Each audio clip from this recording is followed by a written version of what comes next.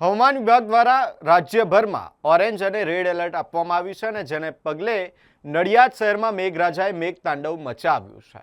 ભારે વરસાદ ગાજવીજ સાથે જોવા મળ્યો છે અને જેના કારણે અનેક વિસ્તારોમાં પાણી ભરાયા હોય તેવી માહિતી સામે આવી રહી છે। આ વરસાદી પાણી ભરાતા જનજીવન પણ પ્રભાવિત થયું છે અને વાહન ચાલકો પણ વરસાદી પાણીમાં અટવાયેલા જોવા મળ્યા છે। શારદા મંદિર school, Neelkanth Mahadev, Nana Kumbhnath road, civil hospital road, Vaniyavad circle, Mahagujarat hospital વિસ્તાર, દેસાઈ વગો, Rabarivad, Shaishav hospital road, NKV road, Santram મંદિર રોડ, પીજ ભાગોળ, કબ્રસ્તાન ચોકડી, લઘુભાઈનું છીંડુ, મરીડા દરવાજા, સલૂન બજાર, શ્રેયસ ખોડિયાર ગરનાળા અને બસ સ્ટેન્ડ સહિતના વિસ્તારોમાં વરસાદી પાણી ભરાઈ જતા રસ્તાઓ તળાવમાં ફેરવાઈ ગયા છે।